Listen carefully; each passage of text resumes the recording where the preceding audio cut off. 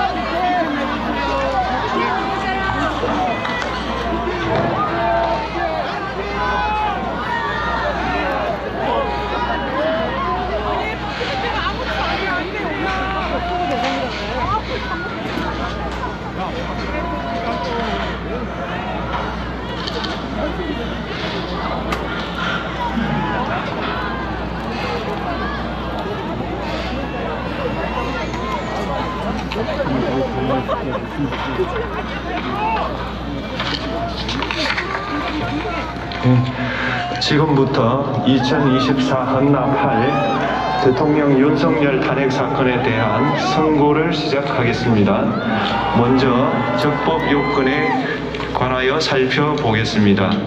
이 사건 계엄 선포가 사법심사의 대상이 되는지에 관하여 보겠습니다. 고위공직자의 헌법 및 법률 위반으로부터 헌법 질서를 수호하고자 하는 탄핵 심판의 취지를 고려하면 이 사건 계엄 선포가 고도의 정치적 결단을 요하는 행위라 하더라도 그 헌법 및 법률 위반 여부를 심사할 수 있습니다. 국회 법사위 조사 없이 이 사건 탄핵 소추안을 의결한 점에 대하여 보겠습니다. 헌법은 국회의 소추 절차를 입법에 맡기고 있고 국회법은 법사위 조사 여부를 국회의 재량으로 규정하고 있습니다. 따라서 법사위의 조사가 없었다고 하여 탄핵소추 의결이 부적법하다고 볼 수 없습니다.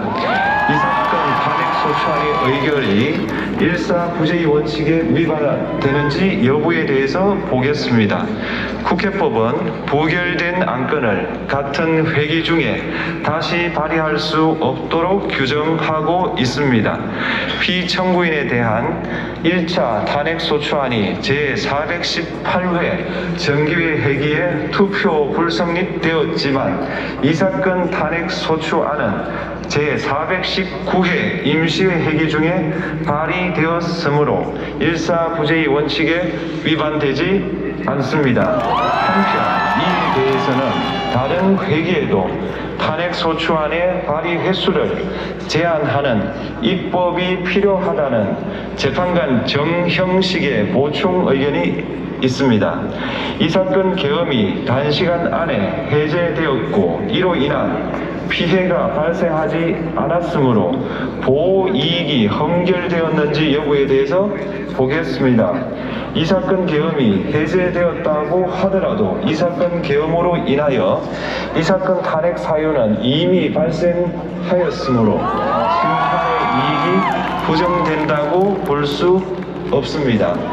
소추 의결서에서 내란죄 등 형법 위반 행위로 구성하였던 것을 탄핵 심판 청구 이후에 헌법 위반 행위로 포섭하여 주장한 점에 대하여 보겠습니다. 기본적 사실관계는 동일하게 유지하면서 적용 법조문을 철회, 변경하는 것은 소추사유의 철회, 변경에 해당하지 않으므로 특별한 절차를 거치지 않더라도 허용됩니다.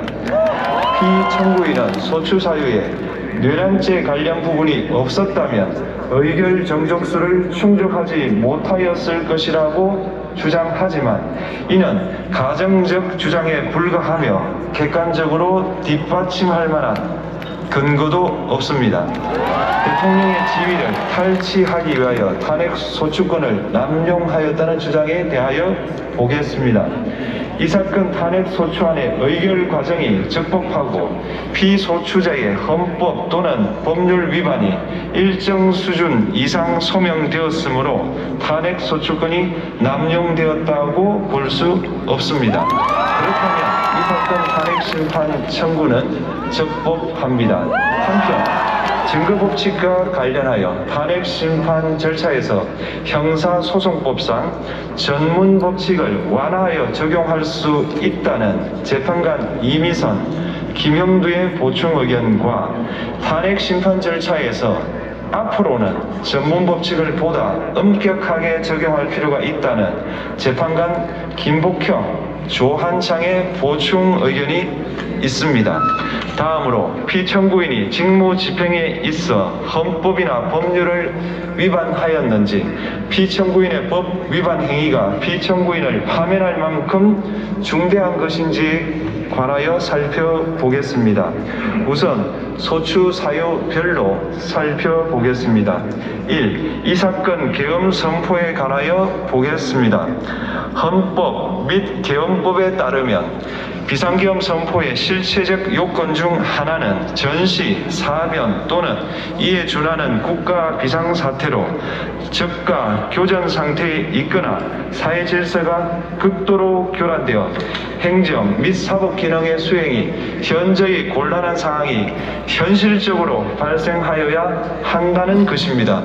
피청구인은 야당이 다수 의석을 차지한 국회의 이례적인 탄핵소추 추진, 일방적인 입법권 행사 및 예산삭감 시도 등의 전횡으로 인하여 위와 같은 중대한 위기사항이 발생하였다고 주장합니다.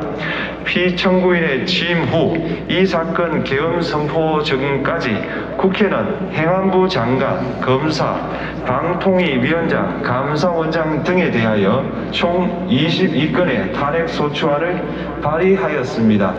이는 국회가 탄핵소추 사유의 위헌, 위법성에 대해 숙고하지 않은 채 법 위반의 의혹에만 근거하여 탄핵심판 제도를 정부에 대한 정치적 압박 수단으로 이용하였다는 우려를 낳았습니다. 그러나 이 사건 계엄 선포 당시에는 검사 1인 및 방통위위원장에 대한 탄핵심판 절차만이 진행 중이었습니다. 피청구인이 야당이 일방적으로 통과시켜 문제가 있다고 주장하는 법률안들은 피청구인이 제의를 요구하거나 공포를 보류하여 그 효력이 발생되지 않은 상태였습니다.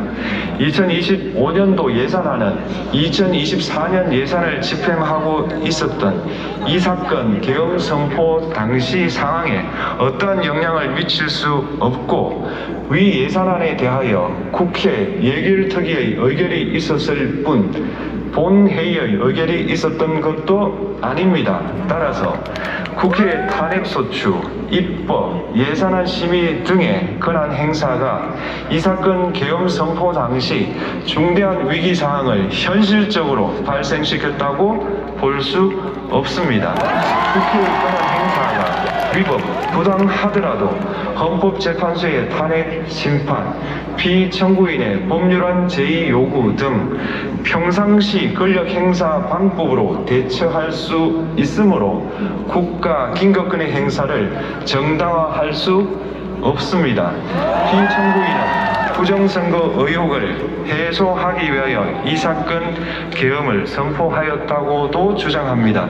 그러나 어떠한 의혹이 있다는 것만으로 중대한 위기 상황이 현실적으로 발생하였다고 볼 수는 없습니다. 또한 중앙선관위는 제22대 국회의원 선거 전에 보안 취약점에 대하여 대부분 조치하였다고 발표하였으며 사전, 우편, 투표함, 보관장소, CCTV 영상을 24시간 공개하고 개표 과정에 수검표 제도를 도입하는 등의 대책을 마련하였다는 점에서도 피청구인의 주장은 타당하다고 볼 수 없습니다. 결국 피청구인이 주장하는 사정을 모두 고려하더라도 피청구인의 판단을 객관적으로 정당화할 수 있을 정도의 위기 상황이 이 사건 계엄 선포 당시 존재하였다고 볼 수 없습니다.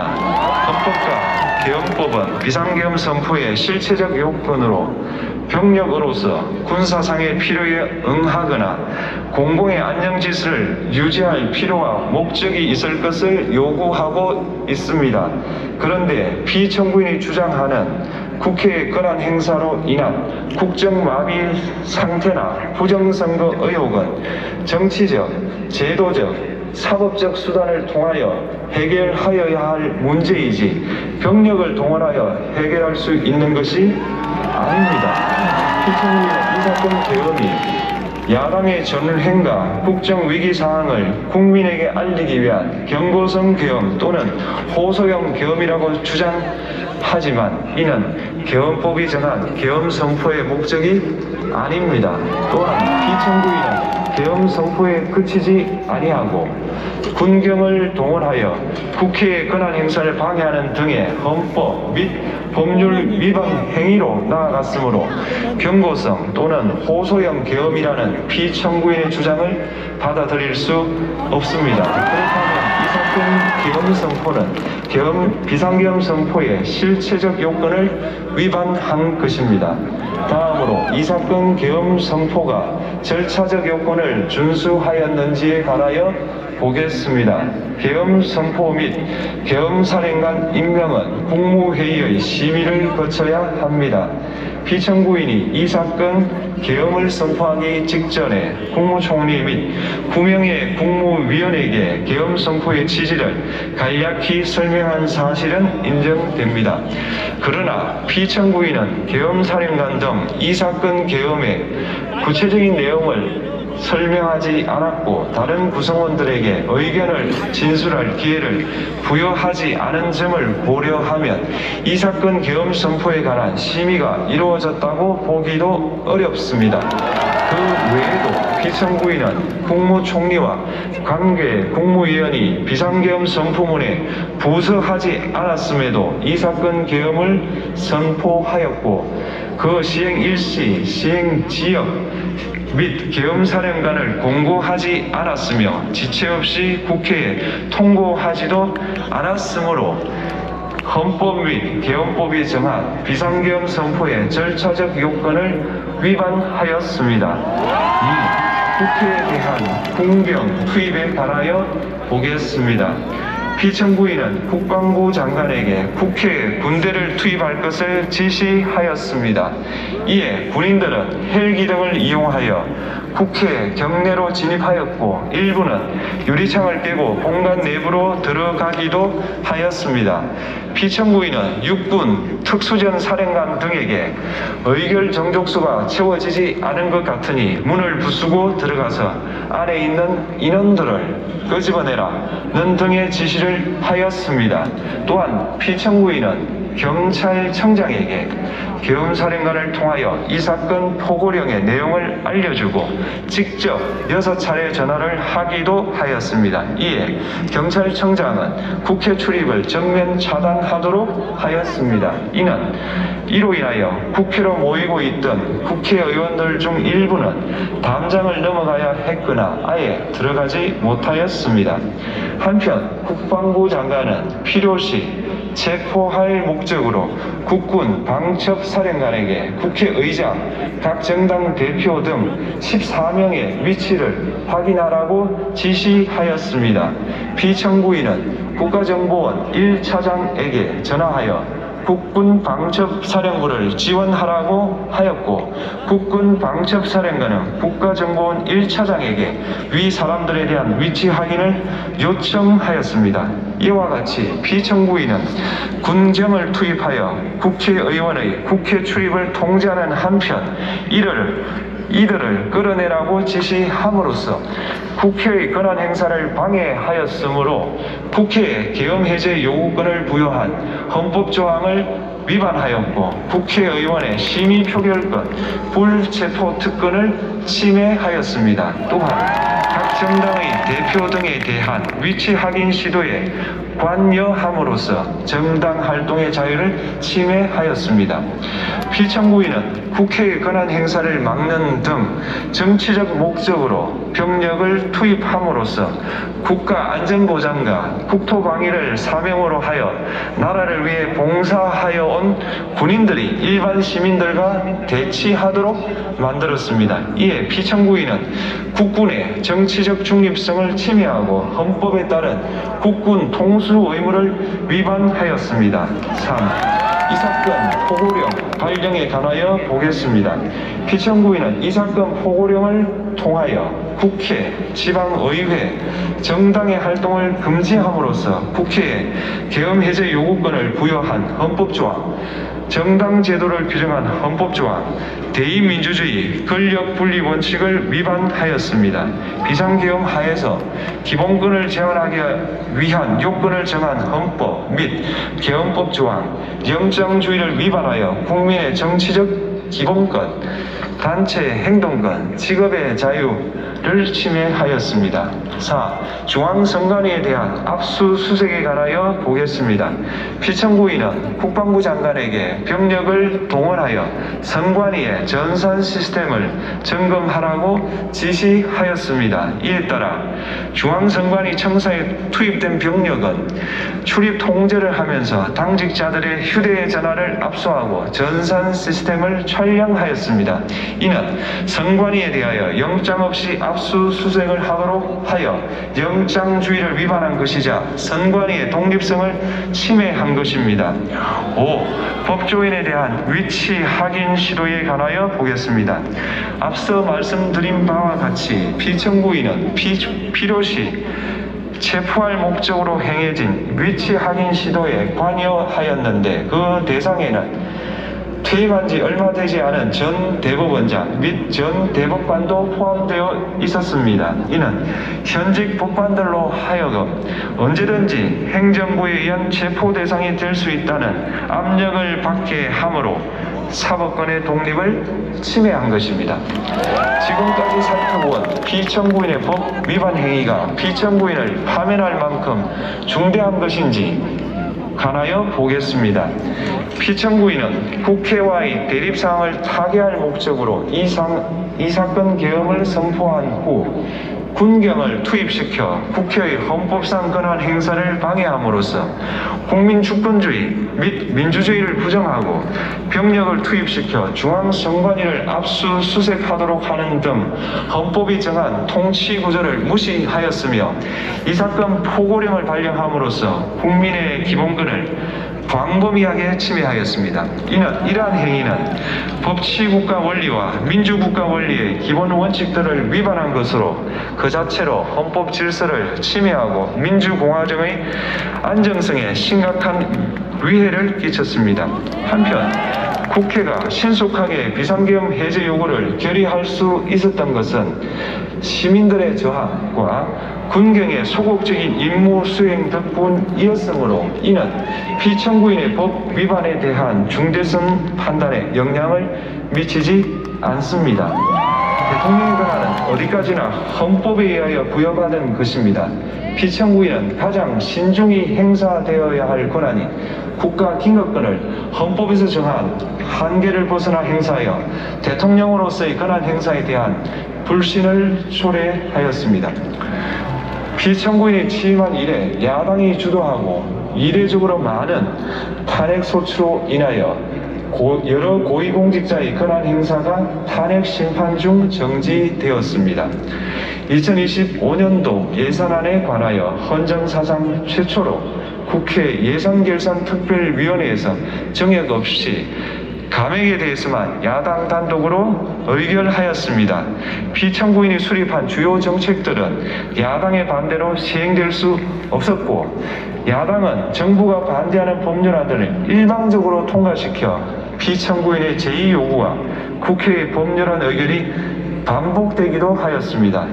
그 과정에서 피청구인은 야당의 전횡으로 국정이 마비되고 국익이 현저히 저해되어 가고 있다고 인식하여 이를 어떻게든 타개하여야만 한다는 막중한 책임감을 느끼게 되었을 것으로 보입니다. 피청구인이 국회의 권한 행사가 권력 남용이라거나 국정 마비를 초래하는 행위라고 판단한 것은 정치적으로 존중되어야 합니다. 그러나 피청구인과 국회 사이에 발생한 대립은 일방의 책임에 속한다고 보기 어렵고 이는 민주주의 원리에 따라 해소되어야 할 정치의 문제입니다.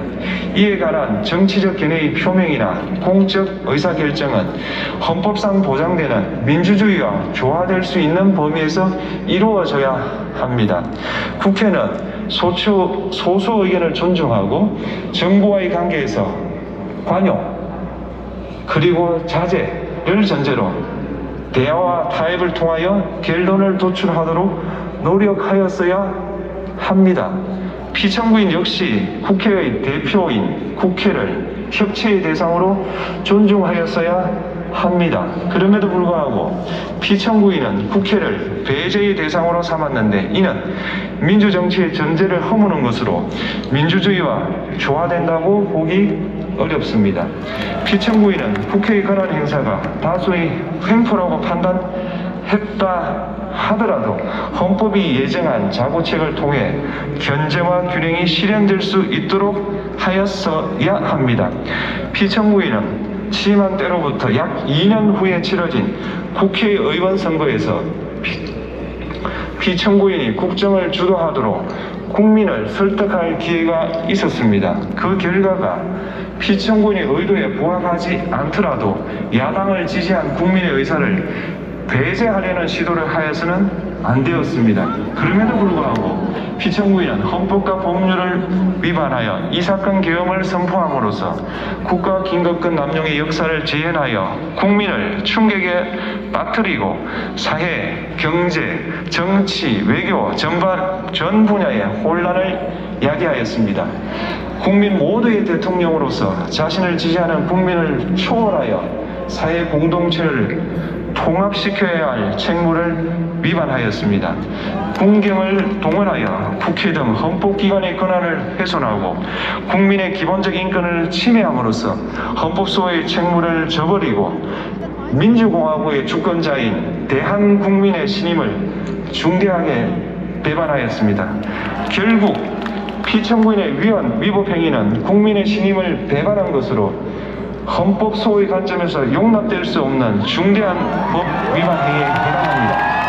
피청구인의 법 위반 행위가 헌법 질서에 미친 부정적 영향과 파급 효과가 중대하므로 피청구인을 파면함으로써 얻는 헌법 소의 이익이 대통령 파면에 따르는 국가적 손실을 압도할 정도로 크다고 인정됩니다. 이에